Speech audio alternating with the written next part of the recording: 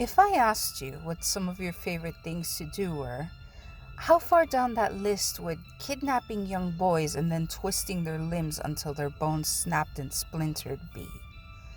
Yeah, probably not that high on it, right? Well, there was someone out there who not only liked it enough to do it to at least three people, but they also had three different lists filled with the names of their next victims. The boys on that list would have had to endure torture for days until their deaths, just like those who came before, if it wasn't for one victim who managed to get away. This story is going to come with a trigger warning. If you're squeamish or have triggers involving kidnapping, torture, bones breaking, and so on, please be advised this is not the story for you. Otherwise, let's dive in. Are you ready? Then take my hand, hold it tight, and let's walk into the darkness together. On July 4th, 1994, in Baraboo, Wisconsin, a 14-year-old boy by the name of Chris Steiner was supposed to start a shift at his new job, but he never made it. That morning at 6:15 a.m., when his parents went into his room to wake him, he wasn't there. He had been in his bed asleep when his father had checked on him the night before around 10 p.m., however, so his parents called the police. The cops searched the home and found that Chris's brother's bedroom window had its screen slashed, but the brother had been staying out that night. They also found muddy footprints all over the inside of the home, and two of the patio doors had been unlocked and left open. The parents and police discussed and agreed that being the 4th of July, there was a chance that he may have snuck out, but his parents insisted that Chris would never run away. He just wasn't the type. Chris never came home that day, however, so the cops began to take the case more seriously. But unfortunately, 6 days later, Chris's body was found. It was caught on a partially submerged tree along the banks of the Wisconsin River. An autopsy showed no traumatic injuries. In fact, the cause of death had been drowning. But the way he had drowned was officially listed as undetermined, and although the autopsy didn't show any signs of it, the cops continued to search for evidence of foul play. There were no clear leads to determine what truly happened to Chris, however, and there wasn't enough proof to look for any suspects that could be involved, so the case went cold. Now, let's fast forward a year. On July 29th, 1995, in the same city of Baraboo, Wisconsin, a 13-year-old boy named Thad Phillips, affectionately called Thad by all, fell asleep on his living room couch as he watched TV. This did happen now and then, so when he woke up in someone's arms and felt himself being carried through the house, his sleepy mind immediately thought it was his dad carrying him to his bed again. But it wasn't. He didn't realize it until he was put down outside of his home and saw a 17-year-old boy in front of him. This boy, in a very friendly manner, explained that he was having car problems and needed someone to help him fix the car. Thad, still groggy, came to the conclusion that the boy was a friend of the family's, and that's why he had been inside of his home. So Thad agreed to help, and the boy told him to run with him. Thad, assuming they were running towards the boy's car, complied, and they both ran half a mile until they reached a dirty and dilapidated house, which was where the boy lived. He finally told Thad there that his name was Joe and that he was throwing a party where a bunch of Thad's friends would be, and he named a few of those boys. Joe then told him that they could go up to his room and look at model cars until the party started. Thad agreed, and they climbed up the stairs together towards Joe's room. Now, I know this story has thrown out about 20 red flags already, and that Thad should have noticed, but keep in mind that this was 20 years ago, and Thad was only 13, half asleep, and Joe had been walking around freely in Thad's house when he came and carried him off. So Thad was probably confused with the situation, but not exactly scared or felt like he was in danger. That all changed though when they reached the top of the stairs and entered Joe's room. Joe's demeanor quickly changed.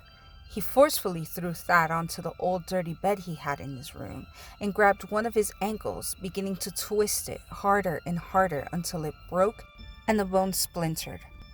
Somehow, Thad managed to free himself and limp his way down the stairs. But of course, Joe caught him easily, and as punishment, he pushed Thad's leg into Thad's own chest and leaned on it, applying all of his weight, anger, and force onto it until he heard the boy's thigh bone snap. Thad's torture didn't end there, though. Joe continued to attack Thad. He broke a bone, then mended it by using a makeshift cast made up of white socks and bandages to pad the wounded area. But for some irrational reason, he'd stomp the area after he did this and then forced Thad to try and walk on braces just before the process was repeated. Later that night, Joe decided to go out, convinced that Thad was unable to escape due to his injuries. He left Thad on the bed.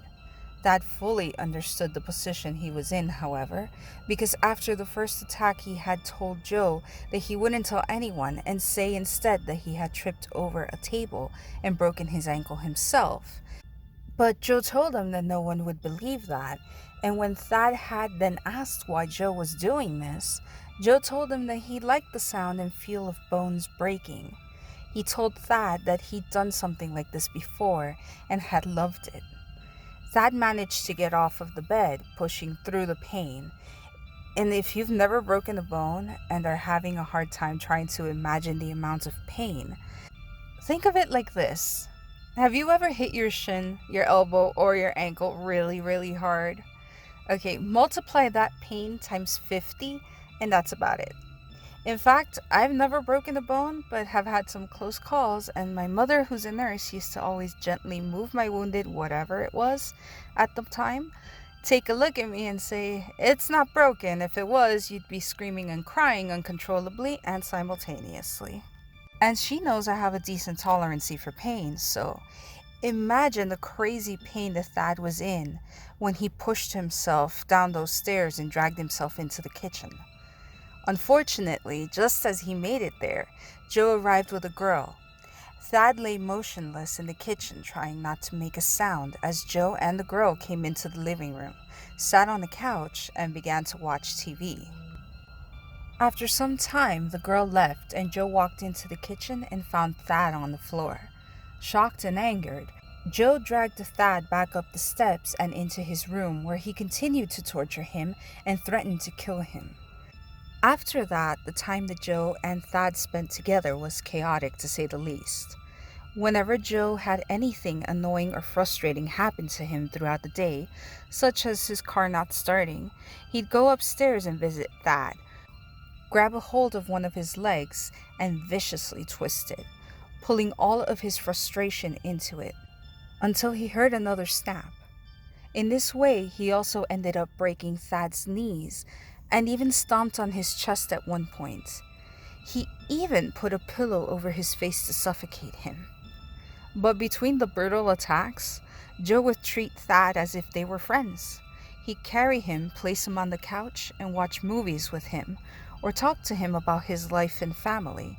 He told Thad that the old grimy house belonged to his brother, who he lived with, and about his car, and he even told him eventually that he had killed 2 other boys, one of them named Chris Steiner.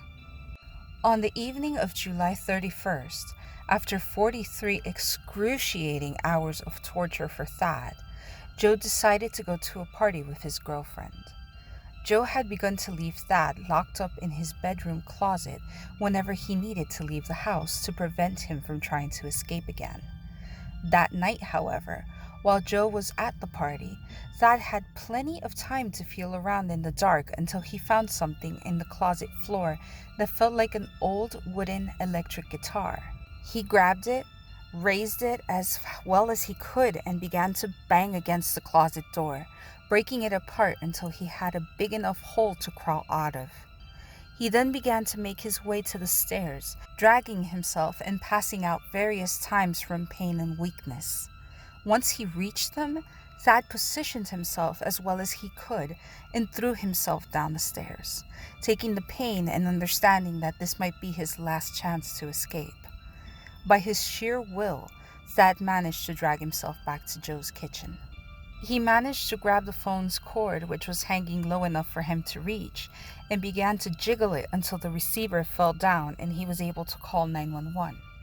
He explained he had been kidnapped and the situation as well as where he was being held. The cops arrived shortly after and rescued Thad, taking him to the hospital immediately. They then proceeded to arrest Joe at the party that he had been attending. Thad had multiple fractures in his legs, hips, and both shins. He also had internal bleeding, which was so serious that the doctors said Thad had been just hours away from dying. They gave him immediate medical care and saved his life. However, the damage that Joe had caused him would take him years of surgeries and physical therapy to mend. Even now, they still affect him with a limp that to this day has never gone away. This wasn't the end of Thad's suffering because of Joe, though. But I have to get through some of the legal stuff before I get to that other part. Thad told police about Joe's other victims, although he couldn't remember their names. Eventually, his father took up the phone book and started to go down the list of names, one by one until Thad recognized one of them, and immediately gave the information to the police.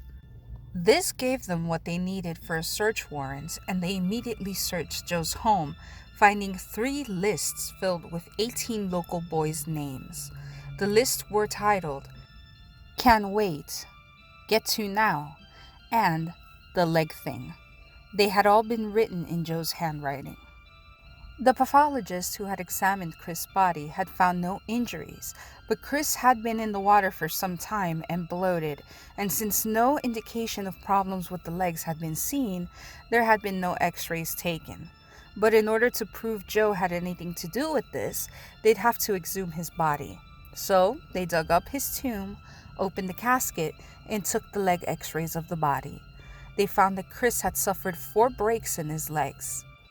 They concluded that he had been thrown into the water in that condition and had drowned due to the fact that he couldn't swim with his broken legs.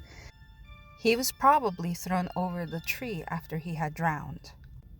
Joe was tried for the kidnapping of Thad Phillips, to which he pleaded no contest. He tried to get away with an insanity plea, but the jury didn't buy it, and he was found guilty on October 1997 of causing great bodily harm to a child enticement, attempted first-degree intentional homicide, mayhem, and mental harm to a child, and was sentenced to 100 years. Now, on Chris's case, he pled not guilty and based his case on an alibi his mother gave him, stating that if he had left home the night that Chris was abducted, she would have known because in order for him to have left the house, he'd have to have passed through her bedroom and would have woken her up. Because according to her, she was a very light sleeper. It was proven to be the opposite, though, as according to another witness, she was such a heavy sleeper that Joe had managed to sneak out multiple times without her knowledge. So, his alibi was immediately shot down. They also had the testimony from a fellow juvenile inmate who said that Joe had confessed to her that he had killed a boy and then had thrown him over a tree and left him hanging there. The star witness for the prosecution, however, was Thad, and unfortunately, right before he was set to testify, a 15-year-old neighbor and friend of Joe's by the name of Michael Hibbs shot Thad twice in the back with a hunting rifle, trying to kill him so that he couldn't testify against Joe. Thad was only injured, however, and the trial was postponed until he recovered and was able to testify, securing the guilty verdict. Now, on November 7th, 1997, Joe was found guilty of the intentional homicide of Chris Steiner and sentenced to another 50 years in prison. To this day, Joe continues to swear that he has no recollection of what happened with Thad and that he was completely innocent when it came to Chris and never killed him. Thad did sue Joe for $21 million, but between Joe not having that kind of money and all the medical and surgical costs, Thad says that he hasn't seen a penny of it. Someone has recently started a GoFundMe account for Thad, which I'll link in the description and link in the comments. Considering everything that Thad Phillips has been through, I think he truly deserves the help. If you can afford to, please consider making a donation to this very brave man who has been through so much and who prevented so many others from having the same fate or worse. That's it for today. Comment below on what you thought about Thad's bravery and let me know if you were able to donate. Please remember that you can help my small channel grow by sharing it with others who like gruesome stories just like us. And as always, like if you liked and subscribe if you want more. See you next time.